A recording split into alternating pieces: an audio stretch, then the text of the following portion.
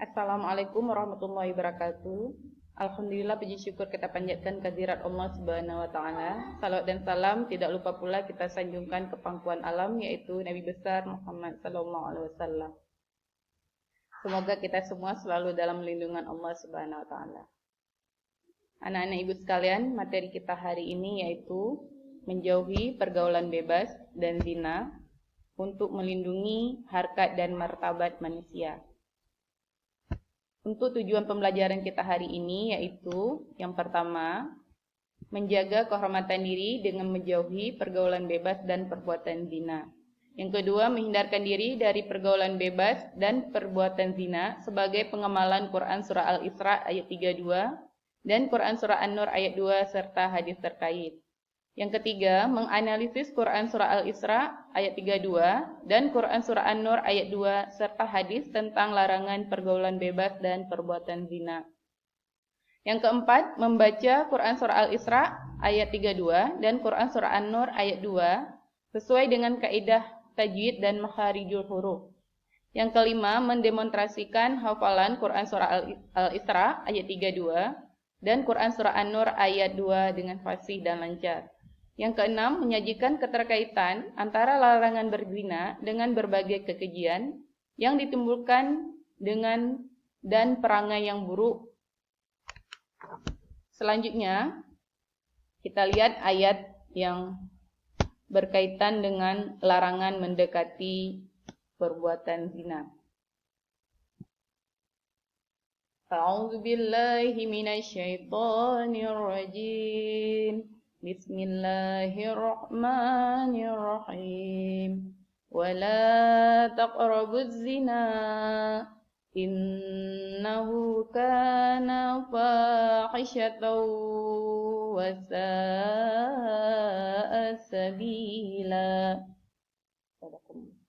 Selanjutnya kita lihat hukum tajwid yang terdapat di dalam Quran Surah Al-Isra ayat 32. Yang pertama sekali di kata wala. La ini merupakan mad tabi'i. Kenapa disebut mad tabi'i? Karena ada alif yang bersambung dengan la. Ada alif mati di depan huruf la. Jadi disebut dengan mad tabi'i dan panjangnya 2 harakat. Yang selanjutnya taqrabu. Qa ini merupakan huruf qalqalah. Kenapa? Karena ketika kita membaca itu seperti memantul. Jadi qalqalah itu adalah bacaan yang memantul atau yang dipantulkan. Jadi ketika kita baca itu seperti memantul. Tok rabu. Yang selanjutnya di kata zina. Zina di belakang zau ini ada alif lam, ya. Ada alif lam. Alif lam yang tidak terbaca mati. Alif lam yang tidak terbaca maksudnya ya. Jadi ini disebut dengan alif lam syamsiyah. Selanjutnya di kata innahu. Innahu ini merupakan mad silah, ya. Apa itu mad silah? Mad silah ini adalah bacaan yang terjadi karena adanya hadamir. Ini ya, hadamirnya yang tidak didahului sukun, tidak didahului bacaan panjang, tidak diikuti sukun dan tidak diikuti hamzah. Selanjutnya dikata kana. Ka ini merupakan mad tabi'i karena ada alif yang bersambung dengan kaf. Selanjutnya dikata fahisyatan.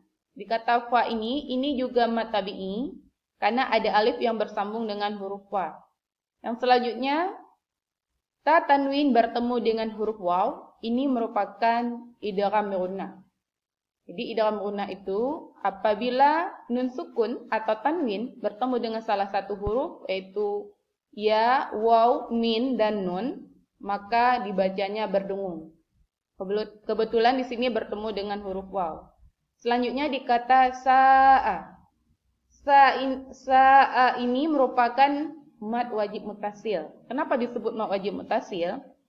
Karena mad tabi'i bertemu dengan hamzah dalam satu kata. Ya, ini disebut dengan mad wajib mutasil dan panjangnya itu 4 sampai 5 harakat. Selanjutnya dikata sabila. Dikata bi ini merupakan mad tabi'i. Jadi ba kasrah bertemu dengan ya mati, ini panjang dibaca panjangnya 2 harakat. Yang selanjutnya la, ya.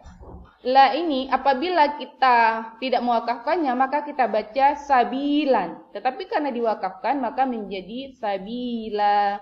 Dan hukum tajwidnya itu adalah mad arid li sukun, yang artinya mad tabi'i yang diwakafkan. Selanjutnya kita lihat terjemahan daripada Quran surah Al-Isra ayat 32. Wala taqrabuz zina innahu kana fahisyatan wa sa'a sabila.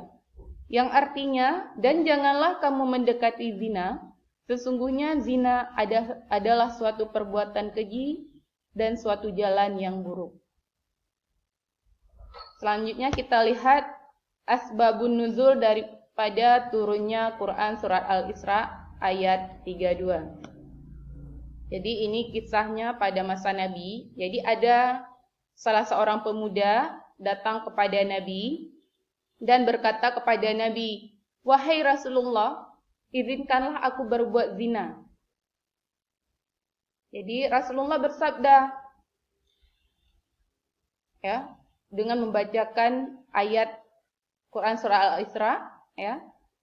Dan janganlah kamu mendekati zina, sesungguhnya zina suatu jalan yang keji dan jalan yang buruk. Kemudian Rasulullah bersabda, "Duduklah." Maka pemuda tersebut duduk dan Nabi bertanya kepadanya, "Apakah kamu suka perbuatan zina tersebut dilakukan terhadap ibumu?" Pemuda tersebut menjawab, "Tidak, demi Allah, semoga Allah menjadikan diriku sebagai tebusanmu." Rasulullah bersabda lagi, "Apakah kamu suka apabila perbuatan zina tersebut terjadi kepada anak-anakmu?" "Tidak, demi Allah ya Rasulullah."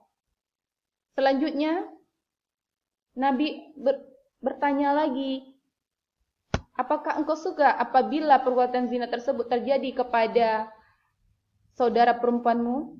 Pemuda tersebut menjawab, "Tidak, demi Allah, semoga Allah menjadikan diriku sebagai tebusan." Kemudian Rasulullah sallallahu alaihi wasallam meletakkan tangannya di dada pemuda tersebut, ya, seraya berdoa, "Ya Allah, ampunilah dosanya dan bersihkanlah hatinya serta peliharalah farjinya." Maka sejak saat itu pemuda tersebut tidak lagi menoleh kepada perbuatan zina sedikit pun.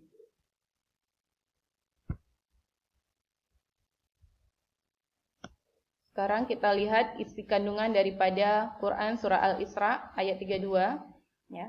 Jadi di dalam ayat tersebut menjelaskan tentang larangan untuk mendekati, ya, apalagi melakukan perbuatan zina. Karena perbuatan zina tersebut adalah perbuatan yang tidak baik, suatu perbuatan yang sangat keji. Jadi ada beberapa dampak negatif daripada perbuatan zina. Yang pertama, mendapat laknat dari Allah dan Rasul. Yang kedua, hati diliputi kegelisahan, kegalauan, tidak tentram dan jauh dari kekhusyukan dalam beribadah. Yang ketiga, pikiran tidak tenang, diliputi rasa bersalah, bisa menimbulkan stres, bahkan sampai bunuh diri. Yang keempat, malu bergaul dengan orang lain, dikucilkan masyarakat, hilang martabatnya dan harga dirinya termasuk orang tuanya. Dan yang kelima, nasab keturunan menjadi tidak jelas. Selanjutnya kita lihat lagi, ya, Quran surat An-Nur ayat 2, ya, juga masih tentang perbuatan zina. Jadi untuk Quran surat An-Nur ayat 2 ini akan kita bahas pertemuan selanjutnya. Sekarang kita lihat hikmah daripada pengharaman pergaulan bebas dan zina. Yang pertama, menjaga harga diri, kehormatan dan martabat kemanusiaan. Yang kedua, menjaga keturunan agar terhindar dari ketidakjelasan nasab.